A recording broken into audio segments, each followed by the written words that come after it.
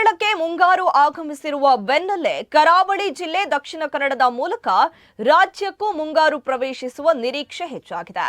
ಇನ್ನು ಜೂನ್ ಆರಂಭಕ್ಕೂ ಮುನ್ನವೇ ಈ ಬಾರಿ ಮುಂಗಾರು ಚುರುಕುಗೊಳ್ಳುವ ಸಾಧ್ಯತೆ ಇರುವ ಹಿನ್ನೆಲೆಯಲ್ಲಿ ಜಿಲ್ಲಾಡಳಿತ ಮುನ್ನೆಚ್ಚರಿಕಾ ಕ್ರಮಗಳನ್ನು ಕೈಗೊಂಡಿದೆ. ಮಂಗಳೂರು ಜಿಲ್ಲೆಯ ವಿವಿಧ ಭಾಗಗಳಲ್ಲಿ ಪ್ರವಾಹ ಹಾಗೂ ಭೂಕುಸಿತ ಸಂಭವಿಸುವ ಸಾಧ್ಯತೆ ಇರುವ ಪ್ರದೇಶಗಳಲ್ಲಿ ತಕ್ಷಣ ತಡೆಗಟ್ಟುವ ಕಾಮಗಾರಿಗಳನ್ನು ಕೈಗೊಳ್ಳಬೇಕೆಂದು ಸ್ಥಳೀಯ ನಿವಾಸಿಗಳು ಅಧಿಕಾರಿಗಳನ್ನು ಒತ್ತಾಯಿಸಿದ್ದಾರೆ. ಕಳೆದ ವರ್ಷಗಳ ಮಳೆ ಅವಾಂತರಗಳು ಮತ್ತು ಅನಾಹುತಗಳು ಈ ಬಾರಿಯೂ ಮರುಕಳಿಸದಂತೆ ಮುನ್ನೆಚ್ಚರಿಕೆ ವಹಿಸಬೇಕು ಎಂಬುದು ಸಾರ್ವಜನಿಕರ ಆಗ್ರಹವಾಗಿದೆ. ಪ್ರತಿ ವರ್ಷ ಭಾರೀ ಮಳೆಯ ಸಂದರ್ಭ ನಗರ ಮತ್ತು ಗ್ರಾಮೀಣ ತಗ್ಗು ಪ್ರದೇಶಗಳಲ್ಲಿ ನೀರು ನಿಲ್ಲುವ ಸಮಸ್ಯೆ ಉಂಟಾಗಿ ಸಂಚಾರ ವ್ಯವಸ್ಥೆ ಹಾಗೂ ಜನಜೀವನ ಅಸ್ತವ್ಯಸ್ತಗೊಳ್ತಾ ಇದೆ. ಮತ್ತೊಂದೆಡೆ ಜಿಲ್ಲೆಯ ಗುಡ್ಡಗಾಡು ಪ್ರದೇಶಗಳಲ್ಲಿ ಭೂಕುಸಿತ ಮತ್ತು ಮಣ್ಣಿನ ಸವೆತದಿಂದ ಮನೆಗಳು, ರಸ್ತೆಗಳು ಹಾಗೂ ಸಾರ್ವಜನಿಕರ ಸುರಕ್ಷತೆಗೆ ಗಂಭೀರ ಆತಂಕ ಎದುರಾಗ್ತಾ ಇದೆ.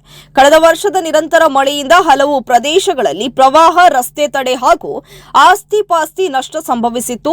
ರಾಷ್ಟ್ರೀಯ ಹೆದ್ದಾರಿ 169ರ ವಾಮಂಜೂರು ಸಮೀಪದ ಕೆತ್ತಿಕಲ್ ಪ್ರದೇಶವು ಇದೀಗ ಮತ್ತೊಮ್ಮೆ ಅಪಾಯಕಾರಿ ವಲಯವಾಗಿ ಪರಿಣಮಿಸಿದೆ. ಹೆದ್ದಾರಿ ವಿಸ್ತರಣೆ ಕಾಮಗಾರಿಯ ವೇಳೆ ಗುಡ್ಡವನ್ನ ಕತ್ತರಿಸಿದ್ರಿಂದ ಕಳೆದ 2 ಮುಂಗಾರು ಅವಧಿಯಲ್ಲೂ ಇಲ್ಲಿ ಭೂಕುಸಿತ ಸಂಭವಿಸಿತ್ತು. ಈ ಹಿನ್ನೆಲೆಯಲ್ಲಿ ಮುಂಬರುವ ಮಳೆಗಾಲದ ವೇಳೆ ಮತ್ತೊಮ್ಮೆ ಭೂಕುಸಿತ ಉಂಟಾಗುವ ಭೀತಿ ಸ್ಥಳೀಯರಲ್ಲಿ ಮನೆ ಮಾಡಿದೆ.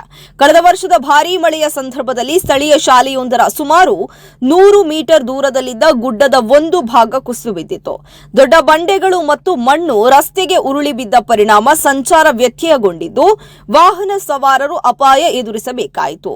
ಬಳಿಕ ರಸ್ತೆಯ ಮೇಲಿದ್ದ ಮಣ್ಣನ್ನ ತೆರವುಗೊಳಿಸಲಾಯಿತಾದರೂ ಭೂಕುಸಿತ ಸಂಭವಿಸಿದ ಪ್ರದೇಶದಲ್ಲಿ ಶಾಶ್ವತ ದುರಸ್ತಿ ಕಾಮಗಾರಿ ಇನ್ನೂ ಪೂರ್ಣಗೊಂಡಿಲ್ಲ ಎಂದು ಸ್ಥಳೀಯರು ದೂರಿದ್ದಾರೆ. ಪ್ರಸ್ತುತ ಅಧಿಕಾರಿಗಳು ಗುಡ್ಡದ ಇಳಿಜಾರನ್ನು ಬಲಪಡಿಸುವ ಉದ್ದೇಶದಿಂದ ಗೇಬಿಯನ್ ಗೋಡೆ ನಿರ್ಮಾಣ ಕಾಮಗಾರಿ ಆರಂಭಿಸಿದ್ದಾರೆ. ಮಣ್ಣಿನ ಸವೆತ ತಡೆಯಲು ಕಬ್ಬಿಣದ ಜಾಲರಿಯಲ್ಲಿ ಕಲ್ಲುಗಳನ್ನು ತುಂಬಿ ಅಪಾಯಕಾರಿ ಪ್ರದೇಶಗಳಲ್ಲಿ ಅಳವಡಿಸಲಾಗ್ತಾ ಇದೆ. ಆದರೆ ಮುಂಗಾರು ತೀವ್ರಗೊಳ್ಳುವ ಮುನ್ನವೇ ಕಾಮಗಾರಿ ಪೂರ್ಣಗೊಳ್ಳುತ್ತದೆ ಎಂಬ ಆತಂಕ ಸ್ಥಳೀಯರಲ್ಲಿ ವ್ಯಕ್ತವಾಗಿದೆ. ಇದೇ ವೇಳೆ ಜಿಲ್ಲಾಡಳಿತವು ದಕ್ಷಿಣ ಕನ್ನಡ ಜಿಲ್ಲೆಯಾದ್ಯಂತ 92 ಪ್ರವಾಹ ಪೀಡಿತ ಹಾಗೂ 88 ಭೂಕುಸಿತ ಸಾಧ್ಯತಾ ಪ್ರದೇಶಗಳನ್ನು ಗುರುತಿಸಿದೆ.